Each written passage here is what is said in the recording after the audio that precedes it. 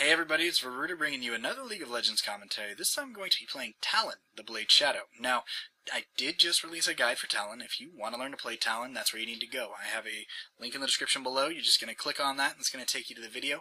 Basically, on that video, it's going to show you the ins and outs of this champion, how he plays, his abilities, how they synergize with your teammates, how everything works, how to maximize your potential and damage. This video right here is going to be just a commentary, a playthrough on a normal 5v5 game. Now, as they had 5 on our blue buff there, we're going to go ahead and take theirs. Pirate is going to be our jungler, and I'm going to go top. And really what Talon's about is trying to decide how much of an advantage you have, and then taking every ounce of advantage they've given you and turning it into something productive. So what I mean by that is that as this guy shows up to lane late, and I get a level 2 bonus on him. Like, I'm level 2, I don't have the experience bonuses, and I really doubt that a Jax does as well. Generally, they go 21-9-0 for the dodge talent, just as I'm spec'd. He's going to have a hard time catching up because I'm ahead. Now, Talon usually plays catch-up until level 6 because I don't take that 9 in the experience and the utility, and normally I would have a harder time catching up. But as he shows up to lane and I'm already level 2, I have the advantage. Now, when playing Talon in top lane, you need to judge where your opponent's sitting. How is their sustainability? Looking at my opponent, he has a Doran's Blade while I have boots plus 3 health pots. I know I can harass well once I hit level 3 using my Q combo as I've explained in the guide. Just going to E on top of him, hit that Q and get some slow on him, a couple more auto attacks, and he'll take some pretty heavy burst damage. Now, I'm not committing to kill him, I'm just trying to harass him.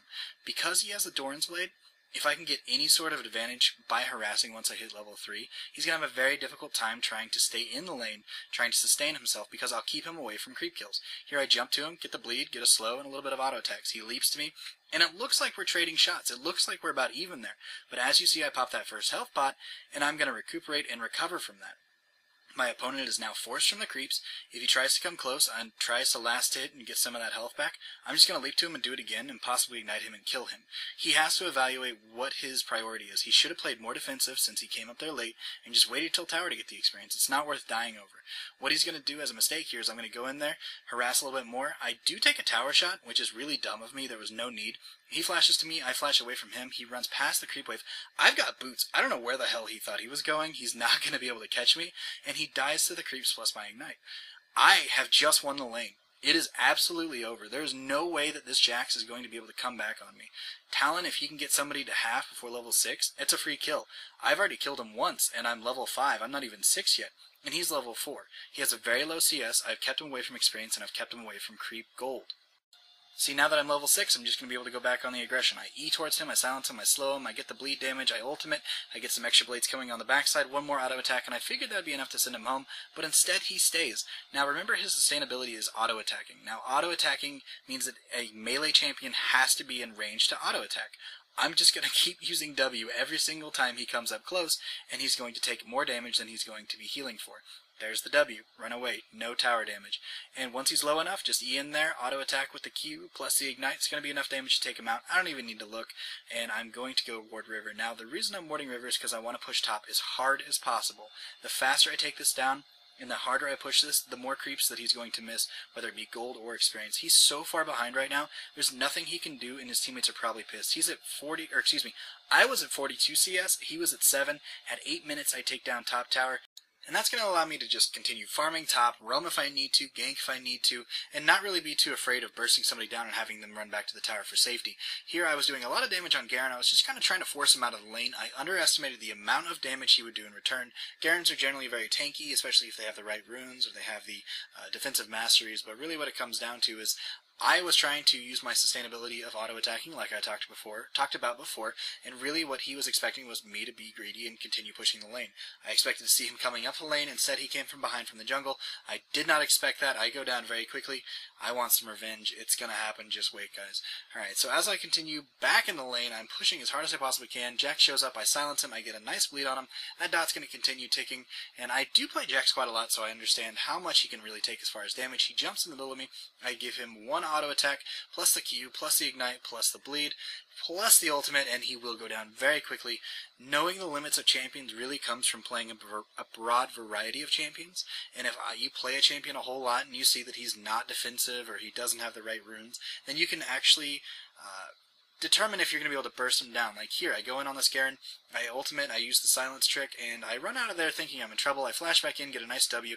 He goes down very quickly. It may have been a KS. I do apologize about that, Pirate. If you're watching this video, I apologize. But what it comes down to is the more you familiarize yourself with this game, the better you will be. Whether that means you play the same champion a million times and just look at what's coming at you, or you play those other champions. Either way, the more you play, the better you'll be. So if you're new to this game and you're just feeling completely overwhelmed, trust me, we've all been there. When something new comes out, the entire metagame does change.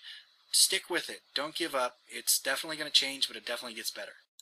After taking Orianna out of the equation, it's very easy for us to take this middle tower, but Pirate is a man, so he just wants to tank it for me. I'm going to jump behind him with the extra damage and use the Q on Cho'Gath. I'm going to take him down very quickly. This puts me extremely out of position here. I should not have been afraid of Garen, but after our last few encounters, I kind of was. I was kind of hoping for my cooldowns to be up a little bit sooner here. Garen's going to get that decisive strike on me as I come out of the bush. Jax is going to jump on me. Leona's going to get a stun. That's going to finish me off. I'm 6-2-0, and I am not happy about it. I should be a lot higher. I should be playing a lot smarter. Now, Talon is about playing smart. You can outplay your opponents. You can make them look very stupid, but at the same time, if you don't do things correctly, you're going to look dumb yourself. Here I jump onto Orianna, get a nice silence, get a slow through everybody. Looks like I'm going to get away. Leona's going to flash, going to slide through me with her E and Q me on top of that, getting a nice stun. I go back towards my team for safety. Cho'Gath is overextended here. I'm going to get a nice Q. The bleed plus a slow is going to give Sona a nice kill. I really enjoy watching a support get a kill. I know a lot of people complain about it, but maybe that's the level of unappreciative players they are. If you've ever healed in a raid, or you've ever healed PvP, or you play support all the time in these MOBAs, hats off to you. It's very difficult to do, and it's very difficult to do well. A lot of people just don't even understand the ins and outs, so thank you very much. Here in this clip, I'm going to use my R to escape here, but as I realize there's a lot of bursts potentially coming my way from the Leona ult, the Jax leap, the Cho'Gath ultimate, I'm going to go ahead and just flash that. There's no shame in burning your summoners, as long as it keeps you alive. Here we have Misfortune Brand caught a little out of place. Leona's coming from the backside with Garen. I silence Leona. She's not going to be able to stun anybody. I jump in there with my ultimate plus Ignite's going to take her down very quickly. I'm going to keep auto-attacking Garen, so that puts us up, and we're going to go ahead and go for the early Baron. Now, if you're a Talon player and you have E'd Baron, it will get you aggro. I don't understand why it does that. It doesn't make any sense. Really, you're silencing him. Maybe he just is a very loud individual. Maybe he likes talking a lot. I don't really know the reasoning behind it, but it will get you aggro. So, as Pirate couldn't tank it anymore there, he was going very low, I went ahead and E'd it and took aggro. It works just the same as like a Rammus taunt or a Shin taunt. It's a very, very small trick, but it can definitely save your teammates, so do keep it in mind. Here we go. Now that we've got Baron, I am working my way towards top. We have a Gangplank ult go down. Misfortune is chasing down Garen. Looks like it's going to be a very easy kill. She goes and gets stunned by Leona. We didn't even know she was there. She gets dropped very quickly. I take out Garen. I start working on Leona. I'm not afraid of Leona. I just picked up my Phage and my Sheen. I do a lot of bursts, but then Jax shows up and totally changes the equation on me. She goes ahead and slides on top of me, gets the stun. I go down very quickly between the two of them. I waste my Baron buff there. That's very important to note. I had Baron. I lost it. Here I'm pushing bottom. I'm pushing top while they are chasing my teammates bottom, and I'm going to continue pushing this tower as long as I can. Now, Talon needs to farm, as I've talked about a million times. You need to farm, you need the CS, you need to have that high CS so you can get the items you need.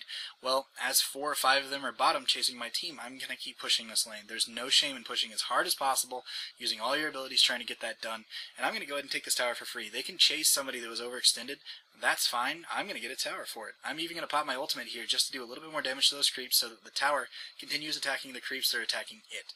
If the opponent's creeps make their way back up to the tower, the automatic AI of your creep line will go for theirs and they'll get completely distracted.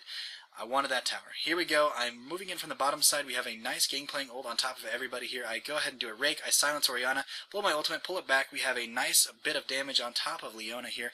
Garen did get away with his flash though. That takes out 2, so it's 5-3. I have blue buff and I'm feeling very strong. I just finished my Trinity Force and I'm working towards my Atmas at this point. I rake on top of Cho'Gath, just trying to push him away from the tower a little bit. And we're going to go ahead and push this as hard as we possibly can.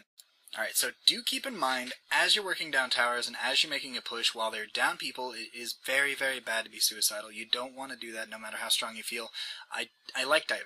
I'll be honest. If I'm playing Jax or I'm playing Talon or Shaco or anybody that I feel that can just obliterate somebody quickly without a response, I will go for it. But at the same time, you need to be careful at this point. This point right here is where we don't have the last tower in the lane, we don't have the inhibitor, and we like to get it down.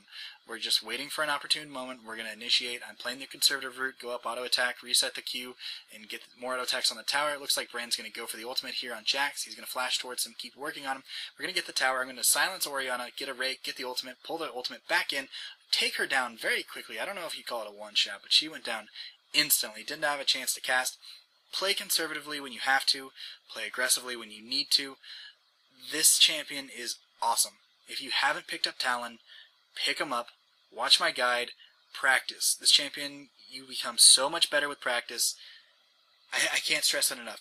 This champion is so good, especially in comparison to anything they've come out with in such a long time, like Skarner or Yorick. Those two are very disappointing when you pick them up and you play with them.